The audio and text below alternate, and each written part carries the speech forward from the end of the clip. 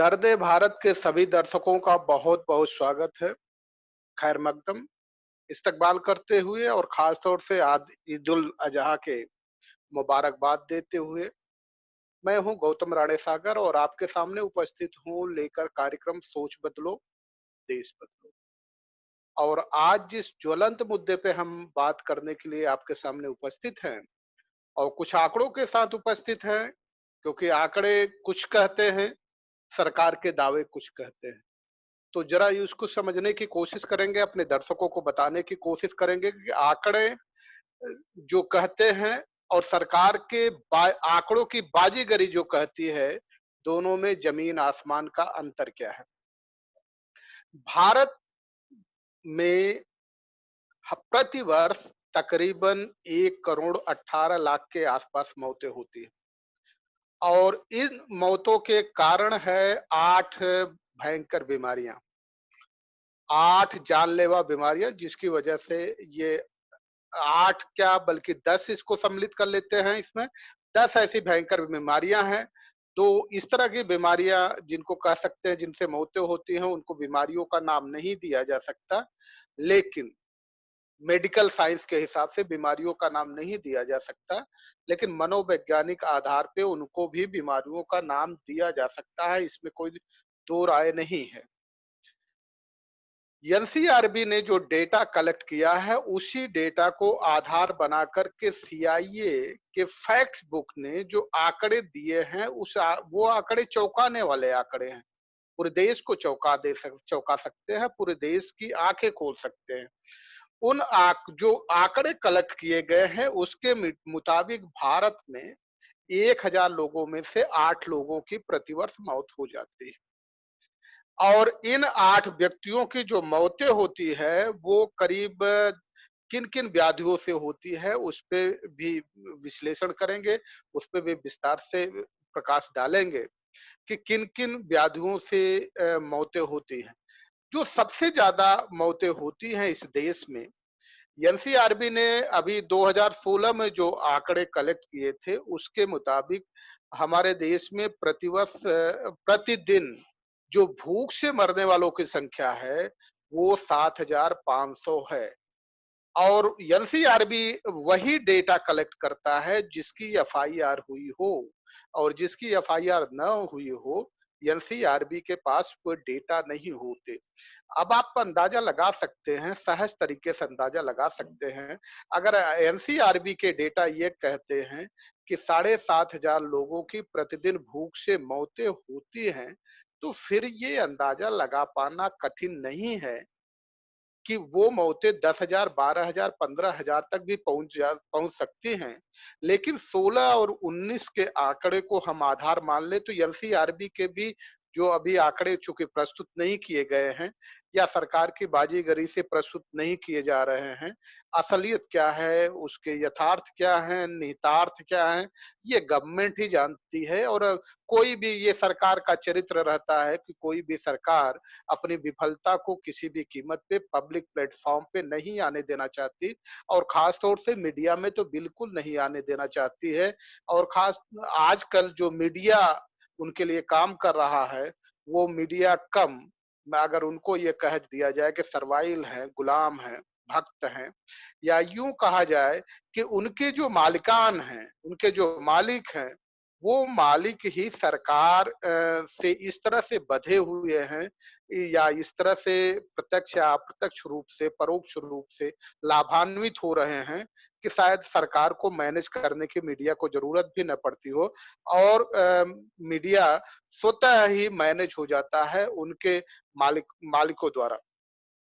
तो उस फैक्ट को अगर आधार मान ले कि 8,000 ही मौतों को अगर मान ले, तो इसके मुताबिक तकरीबन 35 लाख से 38 लाख के बीच प्रतिदिन भूख से मरने वालों की संख्या है। जो लोग भूख से मर जाते हैं, ये भूख से मरने वालों की संख्या है। ये उस समय भूख से मरने वालों की संख्या कलेक्ट किए गए थे जब लोग शहरों में विभिन्न शहरों में जाकर के अपने रोजी-रोटी की तलाश में जाते थे और उनको रोजी-रोटी मिल जाती थी। कुछ समय के लिए भले उनको रोजी-रोटी न मिल पाए, लेकिन अंततः उनको रोजी-रोटी मिल जाती थी, तब के ये आंकड़े हैं।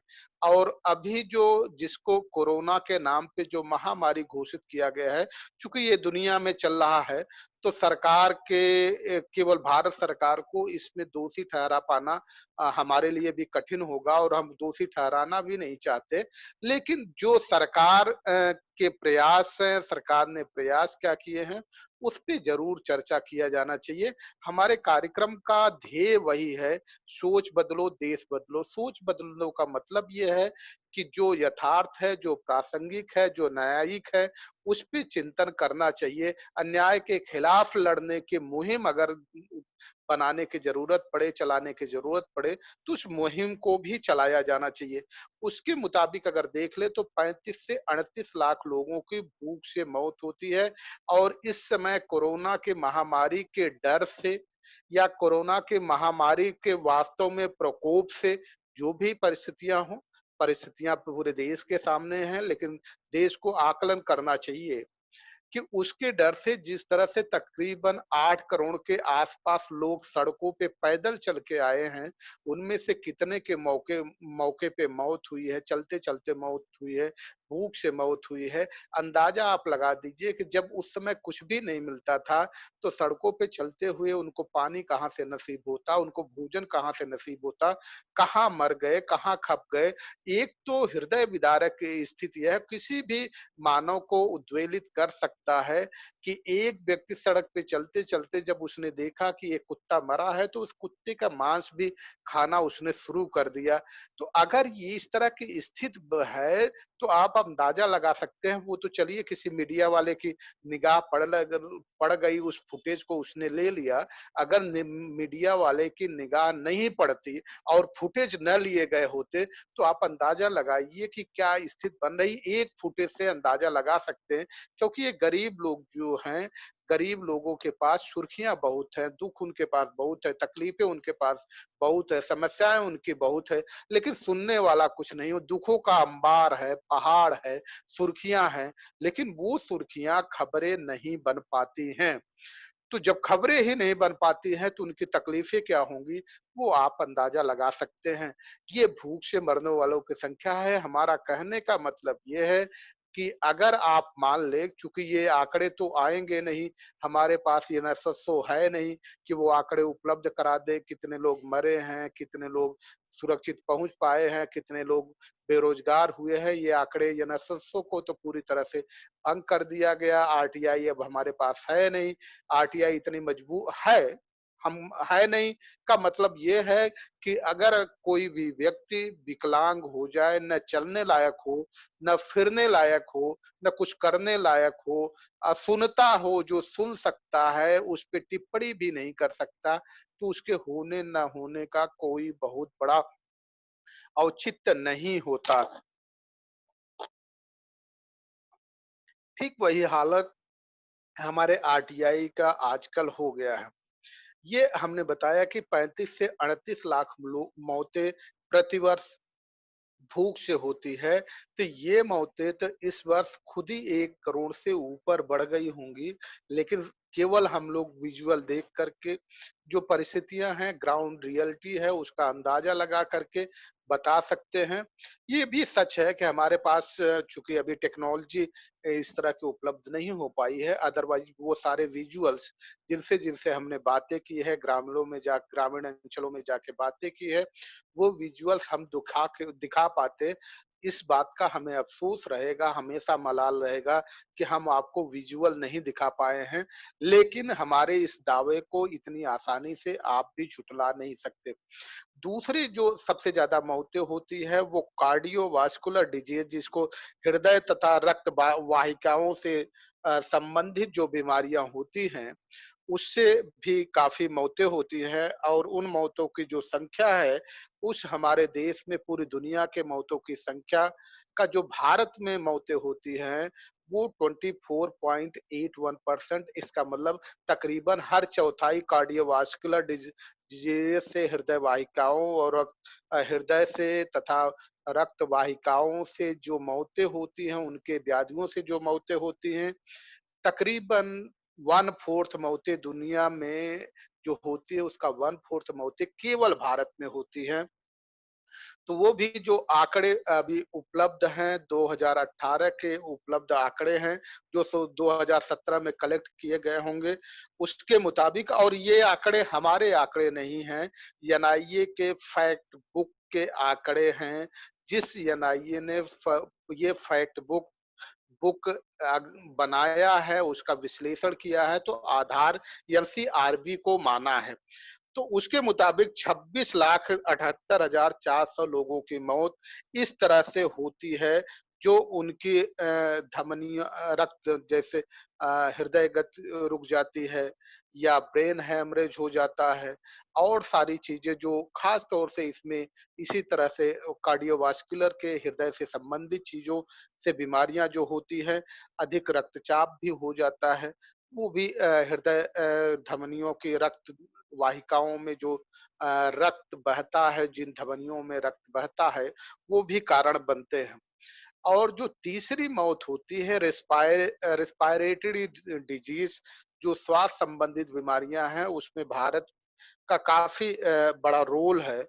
अगर उसमें हुई मौतों को एक आधार देखा जाए एनसीआरबी की रिपोर्ट के आधार पे, जो कलेक्ट किया है एनसीआरबी के रिपोर्ट को ये सीआईए फैक्ट बुक ने, उसके आधार पे देखा जाए तो 11,10,600 लोगों की हर साल मौतें होती हैं। ठीक उसी तरह हमारे यहाँ टीबी है, ट्यूबरक्लोसिस, उसके आधार पे जो ट्यूबरक्लोसिस से पूरी दुनिया में मरने वाले लोगों यानी होने वाली मौतें हैं, उसमें भारत की भागीदारी 10.1% की है, 10.1% की भागीदारी है, जो ट्यूबरक्लोसिस से मौतें होती हैं। उसके उसके मुताबिक ट्यूबरक्लोसिस से जो हमारे यहाँ मौतें होती हैं, अगर उसको हम आधार मान लें, तो 10,90,800 तकरीबन 11 लाख मौतें ट्यूबरक्लोसिस से होती हैं। एनसीआरबी के जो डाटा कहते हैं कि 1,863 लोगों की मौतें हो जाती हैं ट्यूबरक्लोसिस से हमारे देश में। इसी तरह घातक व अन्य फोड़ा बीमारियां, जिसको हम मलाइनेंट एंड अदर ट्यूमर की बीमारियां कहते हैं, उससे भी काफी मौतें हमारे देश में होती हैं। और उसके आंकड़े को अगर हम सीआईए फैक्ट बुक के आंकड़े को देखें, जो एनसीआरबी के तहत कलेक्ट किया गया है, तो 10,15,200 लोगों की मौतें हो जाती हैं। इसी तरह कुछ बीमारियां ऐसी होती हैं, अनडिफाइंड कंडीशन होते हैं, दुविधा पर पूर्ण स्थित है, आदमी पेट की बीमारी हो जाती है और सारी बीमारी हो जाती, चलते चलते हॉस्पिटल पहुंचते पहुंचते या घर में ही, चूंकि उसका बकायदा डायग्नोसिस नहीं हो पाता, सिम्टम्स नहीं मिल पाते, या उसके पास इस तरह की परिस्थितियां नहीं है कि प्रॉपरली वो किसी डॉक्टर के पास जा पाए और वो डॉक्टर प्रॉपरली चेक कर पाए, ऐसी स्थिति में अनडिफाइंड स्थित जो कंडीशन है, उसमें जो मौतें होती हैं, उसके भी आंकड़े चौंकाने वाले हैं। 5,72,400 के आसपास उसके भी आंकड़े हैं।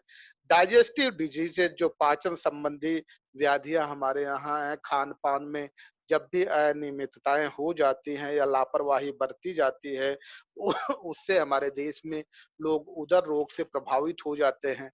और जब लोग उदर रोग से प्रभावित हो जाते हैं, तो ऐसे भी लोगों की काफी मौतें होती हैं। अगर उसी फिर एनसीआरबी और सीआईए फैक्ट बुक को आधार मान करके ही हम आगे बढ़ रहे हैं, आज की रिपोर्टिंग आपके सामने कर रहे हैं, तो उससे भी होने वाली मौतें 5,50,800 के आसपास मौतें होती हैं। डायरिया से जो मौतें होती हैं, अतिसारजनक बीमारियां होती हैं, और खास तौर से जब बरसात का मौसम भारत में आता है, तो फंगस वगैरह बहुत होते हैं, उस समय डायरिया वगैरह लोगों को बहुत होता है। उससे भी जो भारत में प्रतिवर्ष होने वाली मौतें हैं, पूरे दुनिया में जो डायरिया से होने वाली मौतें हैं, उसमें भारत का जो प्रतिशत है वो 5% है। उस आधार पे 5,40,000 के आसपास प्रतिवर्ष डायरिया से मौतें हो जाती हैं हमारे देश में। और सबसे जो अहम प्रश्न है, आत्महत्या से हमारे यहाँ आत्महत्या बहुत होती है।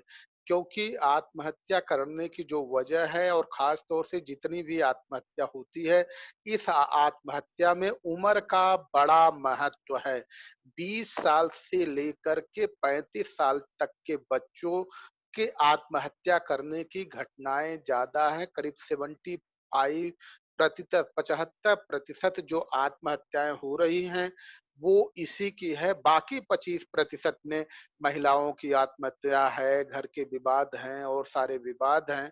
लेकिन 75% जो मौतें आत्महत्या से हो रही हैं, उसमें इन नौजवानों का है, क्योंकि उनका भ भविष्य जो है वो पूरी तरह से असुरक्षित हो गया है। भविष्य उनका सुरक्षित नहीं है, शिक्षा कैसे वो हासिल कर पाएँगे, घर की स्थिति उनकी ठीक नहीं है, माली दशा ठीक नहीं है। शिक्षा अगर ग्रहण कर भी लें वो, तो नौकरियाँ मिलेगी कि नहीं मिलेगी, ये सारी परेशानियाँ उनको इतना व्यथित कर देती है और इतना निराश कर देती है, ये निराशावादी स्थिति में जाकर के वो आत्महत्या करते हैं। उसके भी आंकड़े अगर देखे जाएँ, तो 3,24,000 के आस-पास प्रतिवर्ष मौतें होती हैं, जो आत्महत्या से होती हैं। मलेरिया से भी मौत होती है।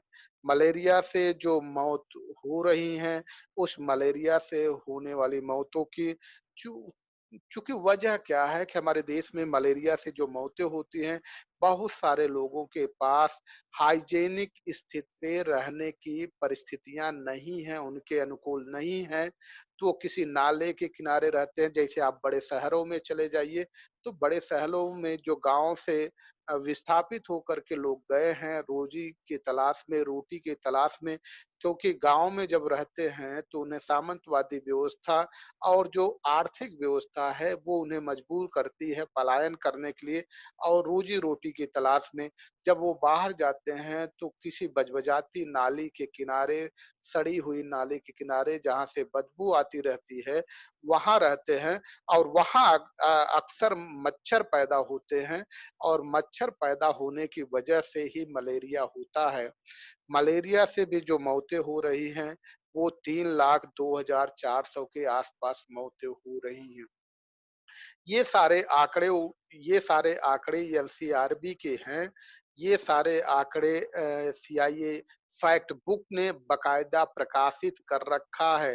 अब जो हमें अहम प्रश्न करना है सरकार के सामने, चूँकि हम देश के नागरिक हैं, हमारा जो कार्यक्रम है, हमारे जो चैनल का नाम है दर्द भारत का मतलब यही है कि जो भारत का दर्द है, भारत के नागरिकों का जो दर्द है, उस दर्द को बयाँ करना, उस दर्द को आवाज़ देना और जो आंकड़े हैं, वास्तविक आंकड़े हैं, उसको सामने रखना और सरकार के बाज़ीगरी को सामने रखना। 1 करोड़ 18 लाख के आस-पास इस तरह से मौतें होती हैं। हम ये मान लेते हैं कि इस समय गाड़ी-घोड़े बहुत नहीं चल रहे थे, लॉकडाउन की वजह से, तो एक्सीडेंट में होने वाली मौतें कम हुई होंगी। लेकिन एक्सीडेंट में अगर होने वाली कम मौतें हुई होंगी, ये एक आधार मान के चलते हैं। ये बात हम स्वीकार कर लेते हैं कि एक्सीडेंट कम हुए होंगे। लेकिन अगर देखा जाए तो जब पैदल चलते हुए मज़दूर थे, जो अपने घर के लिए चल रहे थे, उनको देखा जाए तो बहुत सारी एक्सीडेंट में मौतें हुई हैं। उनकी घटनाएँ खबर नहीं बन पाई।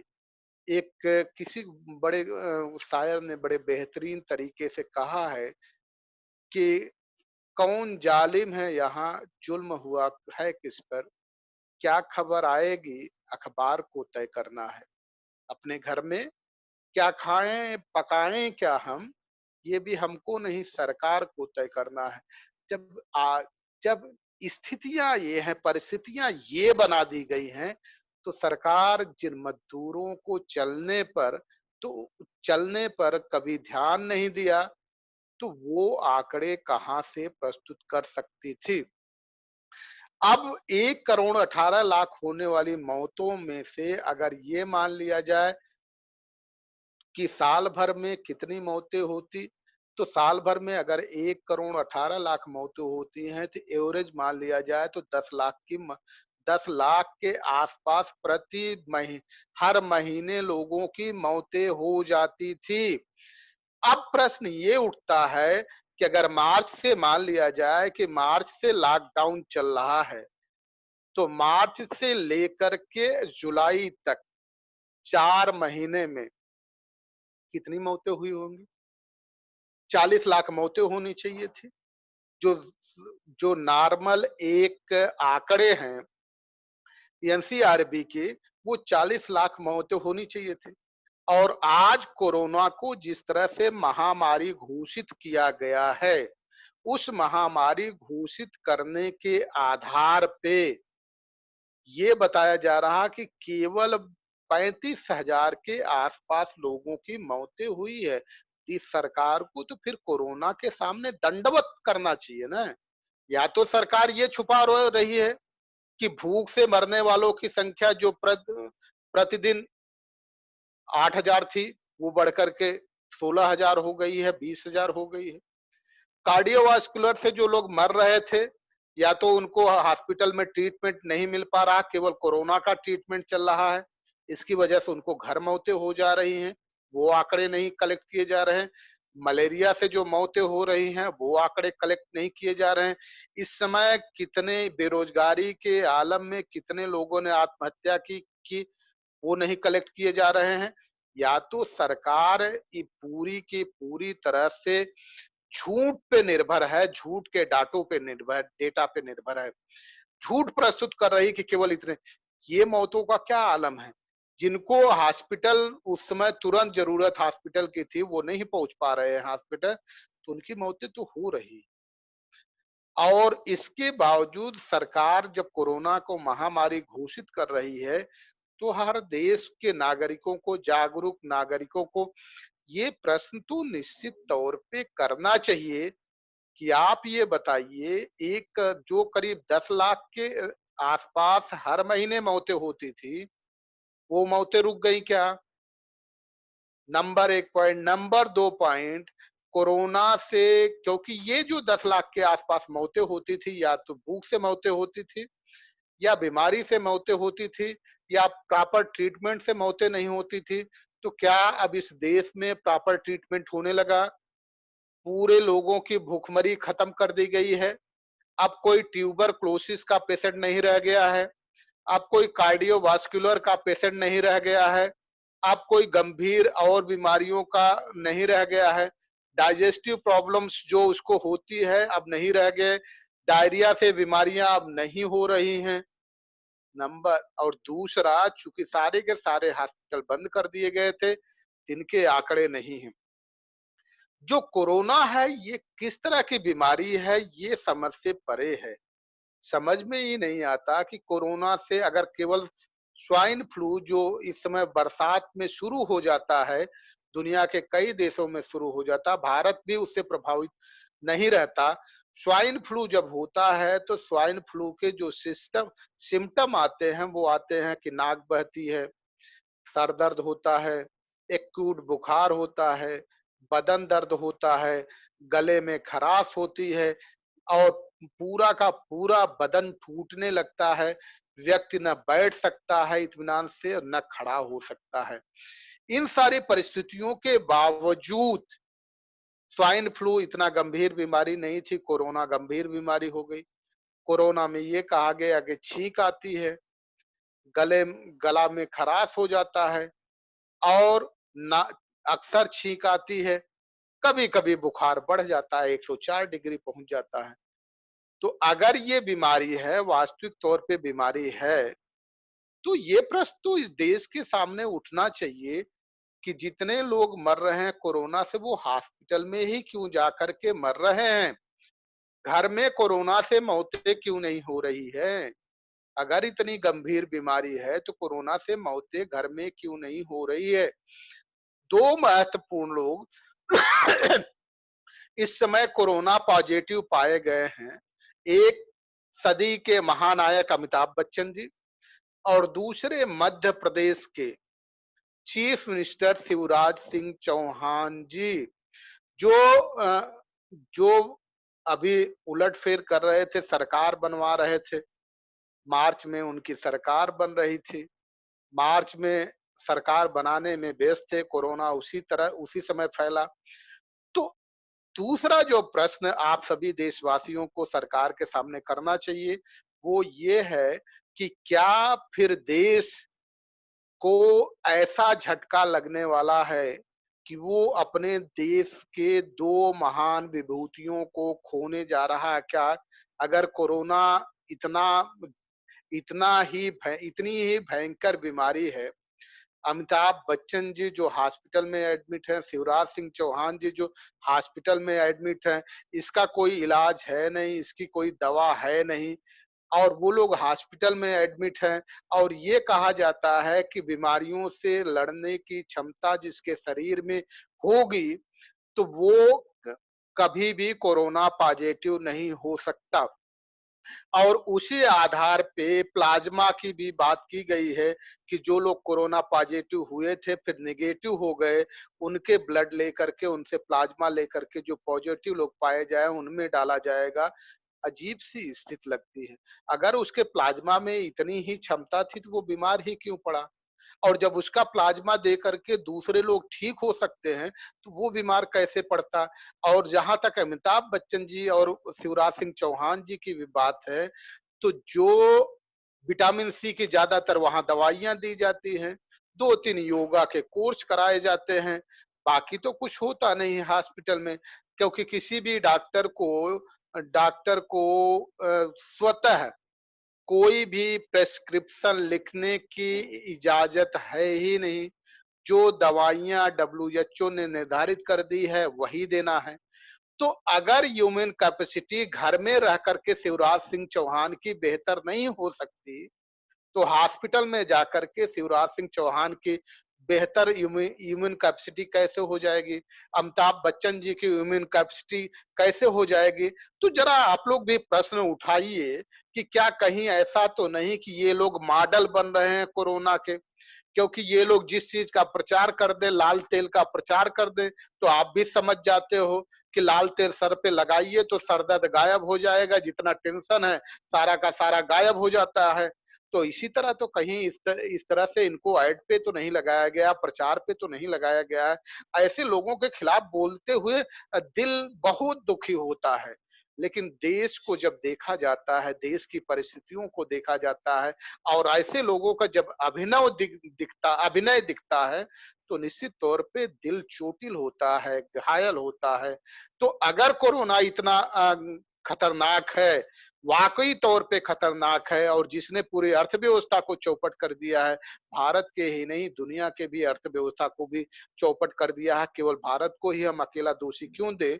लेकिन इस तरह के लोग कोरोना अगर पॉजिटिव पाए गए हैं, आपको याद होगा कि जब कुली की शूटिंग चल रही थी, उस समय जब घायल हुए थे सदी के महानायक अमिताभ बच्चन, शायद उस समय सदी के महानायक नहीं बन पाए होंगे, तब उनकी हेल्थ बुलेटिन आती थी दिन में 3 बार 4 बार। आजकल उनकी हेल्थ बुलेटिन भी नहीं आती है। तो हम देशवासी तो पूरी तरह से प्रकृति से यही भरोसा रखेंगे, प्रकृति से यही याचना करेंगे कि ये सदी के महानायक अमिताभ बच्चन और शिवराज सिंह चौहान जी वापस आ जाएं, स्वस्थ वापस हो आ जाएं। तो ये भले ही देश के लोगों को लगेगा कि कोरोना नाम की कोई चीज नहीं है, लेकिन 2 महापुरुष तो बच जाएंगे। अगर इनको निगल लिया, प्रकृति ने दोनों को निगल लिया, तो निश्चित तौर पे फिर देश को डरने की जरूरत है।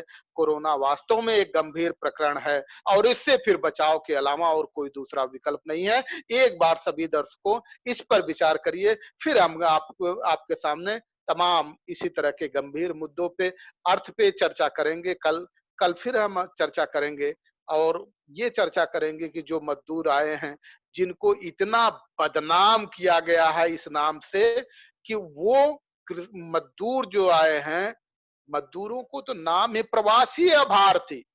कमाल है, कौन सी शब्दावली है, कौन से किसको का भांग खाते हैं? अपने देश के लोगों को प्रवासी भारतीय कैसे प्रवासी हो गए भाई?